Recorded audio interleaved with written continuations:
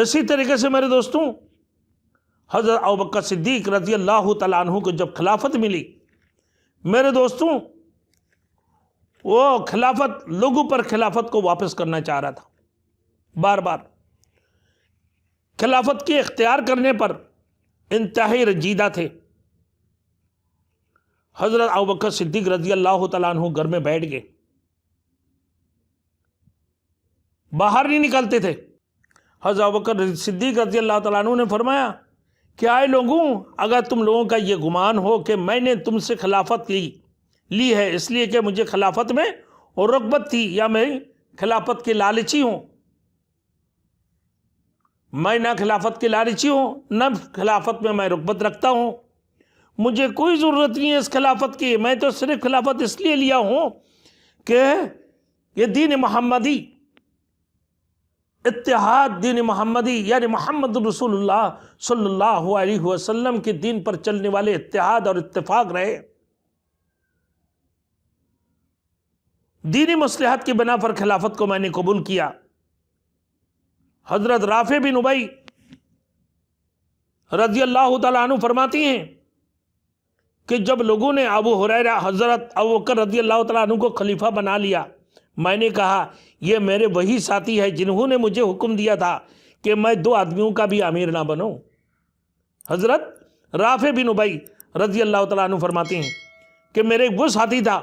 جنہوں نے مجھے کہا یہ خلیفہ بنا لیا، ابوبکر صدیق رضی اللہ تعالیٰ عنہ کو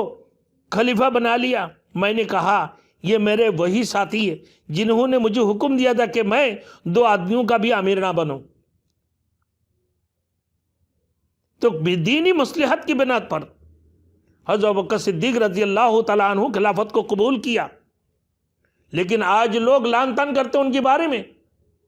ان کی خلافت کے بارے میں لمبے لمبے باتیں کرتے ہیں۔ حضرت ابوبکر صدیق رضی اللہ تعالیٰ عنہ کے اس خلافت میں کوئی رغبت نہیں تھے، نہ کوئی لالچ تھے۔ حضرت عمر فاروق رضی اللہ تعالیٰ عنہ ان کو فرمایا کہ ابوبکر صدیق رضی اللہ تعالیٰ عنہ اب اپنے ہاتھ کو پھیلائیں، لوگوں سے بیعت کروائیں، لوگ آپ کے ہاتھوں میں بیعت ہو جائیں۔ فرمایا خلافت کی اختیار کرنے پر رنجیدہ ہونا حضرت ابوبکر صدیق رضی اللہ تعالیٰ عنہ کو۔ خاندان ربیعہ میں سے ایک صاحب کو یہ اطلاع ملی ہے کہ حضرت ابوبکر صدیق رضی اللہ تعالیٰ عنہ کو جب خلیفہ بنایا گیا وہ رنجیدہ ہو کر گھر میں بیٹھ گئے، تو حضرت عمر رضی اللہ تعالیٰ عنہ ان کی گھر میں داخل ہوئے۔ پھر داخل ہونے کے بعد فرمایا اے خلیفۃ المسلمین، آپ گھر میں کیوں بیٹھ گئے؟ آپ کی ذمہ داریاں کون سنبھالیں گے؟ خلافت کے کام کون کریں گے؟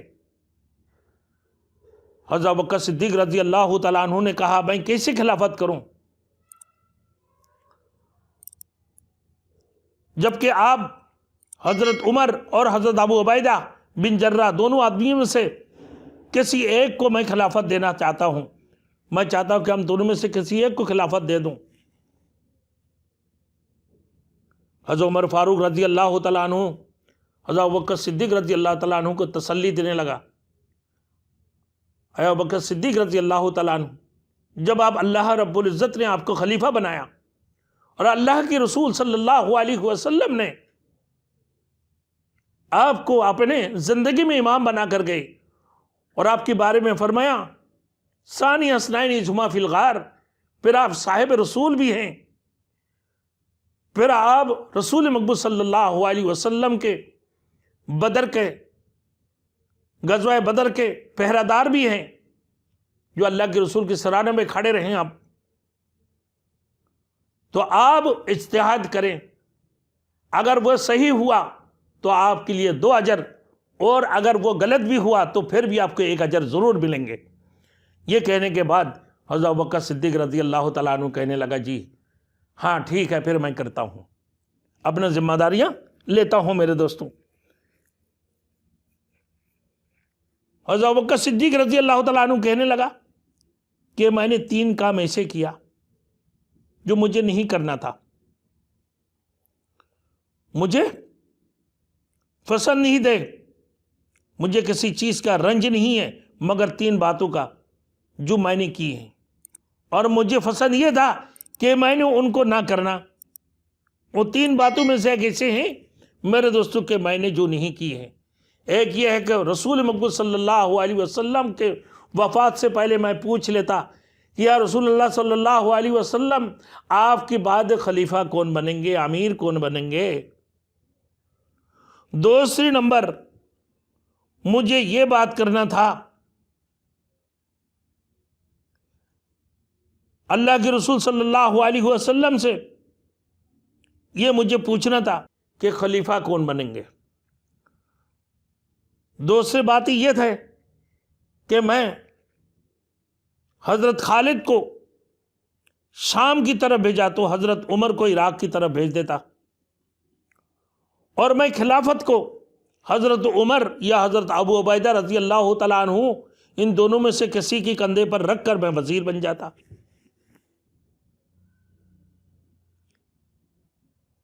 یہ باتیں مجھے پسند تھے جو میں نے نہیں کی۔ حضرت ابو سلمہ بن عبد الرحمن وغیرہ سے روایت کہ جب حضرت ابوبکر صدیق رضی اللہ تعالیٰ عنہ کا مرض سخت ہو گیا تو عبد الرحمن بن عوف کو بلایا اور کہا کہ عمر بن خطاب رضی اللہ تعالیٰ عنہ کے بارے میں مجھ سے بتاؤ کہ وہ کیسے ہیں۔ پھر عثمان بن عفان رضی اللہ تعالیٰ عنہ کو بلایا، عبد الرحمن بن عوف کو بلایا، پھر حضرت عثمان بن عفان کو بلایا، پھر حضرت ابو بکر حضرت عمر فاروق رضی اللہ تعالیٰ عنہ کو بھی بلایا کہ میں نے آپ کو ایسی ایک کام کا شفاعت کرنا چاہتا ہوں